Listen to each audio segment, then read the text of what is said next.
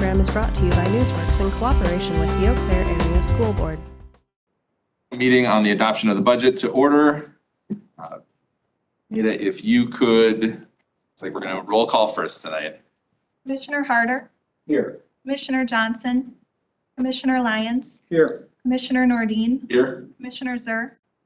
Here. Commissioner Bika. Here. Commissioner Clements. Here. And Nita, if you could confirm that we're in compliance with our open meetings laws. Yes, we are. Thank you. Those of you who are willing and able, please rise and join me in the Pledge of Allegiance. I pledge allegiance to the flag of the United States of America and to the republic for which it stands, one nation, under God, indivisible, with liberty and justice for all. As all of you who are joining us both here and in person and online are aware, tonight is our special meeting, our public hearing on the 2021-2022 budget adoption. At this time, I will turn it over to Abby Johnson for our presentation. Thank you, Commissioner Nordin. As you said, we are going to, I'll give you some information, and then when we're done, the board will vote to adopt the 2021-2022 budget for the school district. So we always talk about October 15th and how October 15th finalizes a lot of the numbers for our budget for us. And so I wanted to remind the board that open enrollment out, open enrollment in, the voucher number, computer aid, per pupil aid, state equalization aid, and property tax revenue and transportation. All of those items are impacted when we get the certification from DPI on October 15th.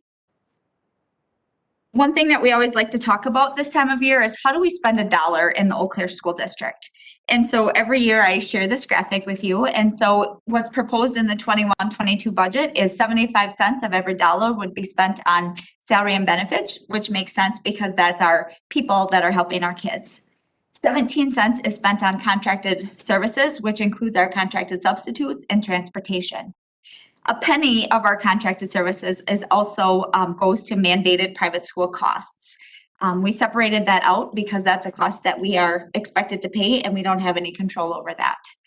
We spend about 4 cents on supplies, 2 cents on insurance, debt, and other, and 1 cent on capital or equipment that costs over $5,000. So I wanted to share with you at the end of 2021, compared to our actual results from 2021, you can see that our revised budget was $173.5 million, and we received in $173.1. This is on the revenue side, and so we received $422,361 less than we were expecting. That is very good when you're talking lots of dollars because a couple of things can change. Our goal is always to be within 1% on the revenue side and the expense side where we end. A couple of things that we wanted to talk about is our local source, which is mostly property taxes. We received more money in that category because there was a TIF district with the city of Eau Claire that closed. And so we had a $700,000 receipt that we didn't budget for because we didn't know that was coming. Everything else is pretty kind of on target for what we were expecting, except for when you look at the special education fund, our transfer was $1.8 million less than what we had planned on. And that really came down to our instructional model and the fact that we weren't in school 5 days a week last year. And so because of our instructional model, some of the special ed costs were down because of the fact that we weren't in person 5 days a week and we had to provide those services differently than we would have if we were in school 5 days a week. If we switch over to this year's proposed budget for revenue, you can see that our revenue budget is actually pretty flat from what it was last year. So last year's revised budget again was 173.5, and we're asking the board to adopt 172.2. Now keep in mind, we can't make that number go higher without a referendum, and so much of the revenue is dictated by our revenue limit in property taxes and our state aid. And so you can see that our local source, which is our property taxes, overall our budget's about $900,000 more than what we had at the end of last year. And then you can look at the state source, it's actually down $319,000. Part of that is in the per pupil aid because we have less students, then we get less revenue. The big change in our other revenue is the fact that last year we leased devices. And so in the year that you actually lease devices, your numbers look a little bit funny because you have to put the whole cost of the capital lease in as revenue, and then you expense all of the items in the year. And you'll see it when we get to the operating expenses as well. So that's the big change in the other revenue from last year to this year, really deals with the entries we needed to make related to those capital leases. So our revenue limit is, in this budget is 0.37% higher than it was last year. And so just some important things for the board to remember is that we did lose 93 students in our 3-year average. And so the district qualified for the hold harmless exemption, and that was $949,000 for the 21-22 year. And because we had less students, our additional per pupil aid is also down almost 70,000 because that's tied directly to our 3-year membership average. And just a reminder that per pupil amount did not change this year. We also did not get additional revenue added to our revenue limit like we have the last 2 years. That was not part of the budget that was approved. And in the past, that's been about $2 million for us in the big scheme of things when you think about that. So those were some points that we just wanted the board to be aware of. If we move into the operating expenses, we're comparing here the 2021 final budget compared to what we spent. And so you can see our final budget was 174.8 million, and we actually spent 167.8, which is a difference of the 6.9 million. We did talk about that. And the biggest thing in the biggest category you can see is in that salary and benefits area. Again, a lot of that came through 2 positions that we weren't able to fill.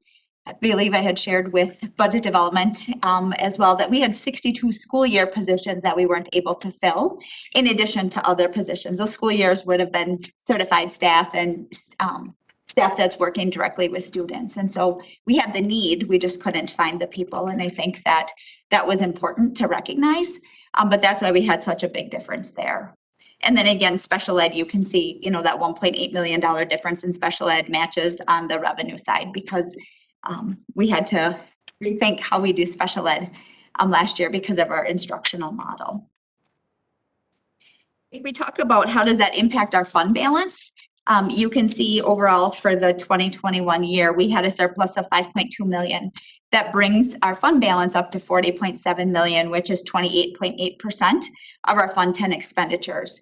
And I'm sure you've heard it from me before that our auditors like us to have a certain percentage of our fund balance compared to our Fund 10 expenses. And so I think last year was the first year we had hit it because they recommend 25% to 33%. And so you can see we're at 28.8% for the 2021 year. And with the proposed budget you would be adopting tonight, we'll talk about that in just a minute, but that would put us at 27.9 if everything happens the way that we expect it to. So when we move into operating expenses, what's important to see there is that we looked at what was our budget last year compared to what are we asking the board to adopt this year. So you can see in the salary and benefits area, we are actually asking for $771,000 more. Again, that comes to the staffing process and the needs that our students have. When we look at contracted services, that looks like a big difference of 1.7. Again, what's funneling into that is contracted services and some increases like transportation will be 5 days a week this year. Last year was 4 days a week. Subs, again, it really comes down to our instructional model and we're planning for 5 days a week for this whole year.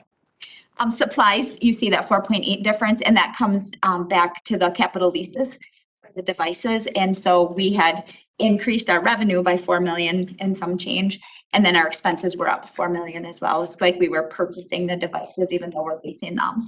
And so that's why there was such a big gap there. So when you look at our proposed adoption, you can see we're actually asking for $2 million less than what we had available in our adopted budget from last year. So if we look at all of the revenues by fund, you can see we have the blue one shaded. So you can see our operating budget that's proposed is 154.7 million. And then of course we have our debt service funds and food service, our employee benefit and community service.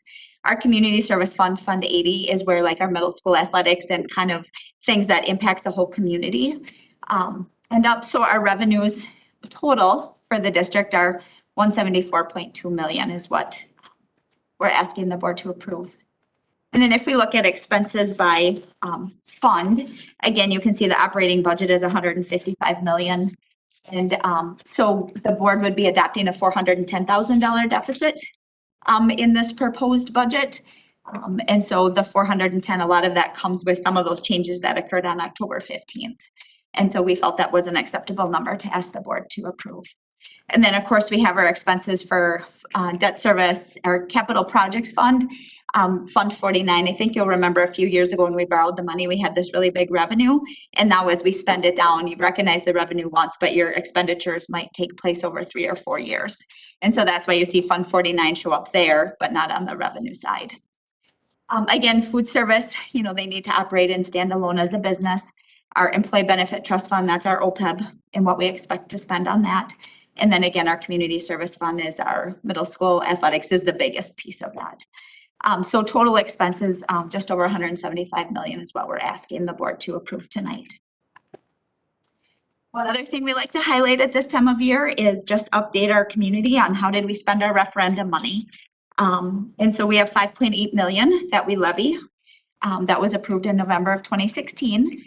And so we always break it down into the pieces of the question. And so regular salary and fringes, last year we spent about 3.1 million, really based upon our instructional model, because there were some things that we weren't able to do. So we were able to put more funds back into the salary and fringe area. In the proposed budget this year, we're asking we'll allocate about 1.7 million of that. Something that's unusual is our class size. Both years are 0. That really comes down to our instructional model last year that we had in hybrid. We couldn't focus on small class sizes because we didn't have all of our kids in at once. And this year in 21-22, we've made some changes in our staffing and looking at having interventionists help provide some of the supports for our students because we know that there's some gaps related to the pandemic. And so we didn't utilize any referendum money this year to reduce class size. Technology, safety, and security in 2021, we spent about $500,000. That's proposed to be about 1.8 in this budget. And then our debt payment last year was 2.1. This year it's just a little bit over of that. And so that's how the 5.86 breaks down for the referendum. And then the big question is, what's it going to cost me and how is that going to impact me? And so you can see that the general fund, the levy's up about 600,000. And then a few changes in debt service fund, and then our community service fund is up. And that's because when the adopted budget happened in 2021, we knew we weren't going to have fall quarter sports at the middle school. And so we took all of those out and we didn't levy for those last year. And so, so that one is. But in comparison, when we look at last year's levy was 60.2 million and this year it's 60.8 million. It's an increase of about $500,000. You actually see it's going down for our taxpayers, and that's because our equalized value went up, and that's how the formula works when it's assessed to our taxpayers. So the proposed tax levy is going to be $7.03 for this year. Any questions for me? Thank you for the presentation, all the work that you have been doing, especially over these last couple of weeks to really get this down so that we can have this meeting today. I want to say thank you for that first, and then I will open it to comments or questions from the board or our student representative.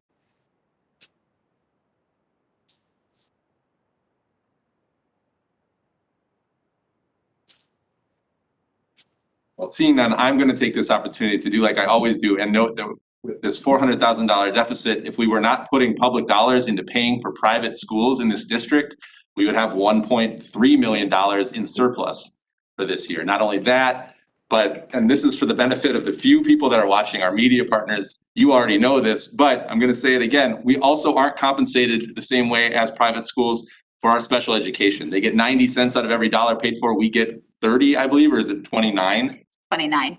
29 cents per every dollar. And you'll notice that that's $18 million that come out of our general fund.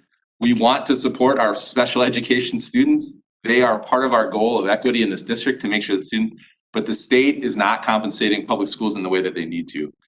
And then in addition, thank you for bringing this budget with such a small deficit in the face of a legislature that did not increase student funding as costs have increased. We're not keeping up with inflation or even keeping up at all. And so the work that you've done here is really important. So thank you for all that work. Contact your legislators. We have legislators on both sides of the aisle in this area.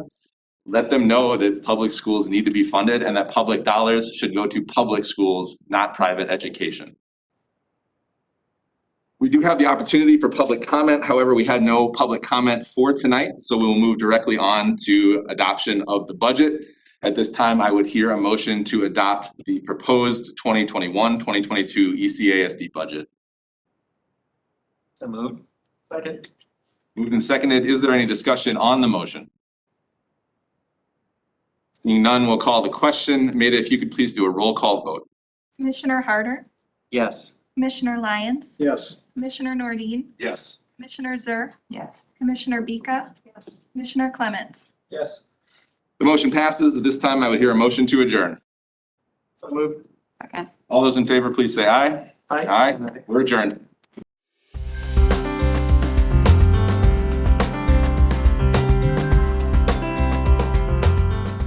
This program was brought to you by a cooperation between Newsworks and the Eau Claire Area School Board.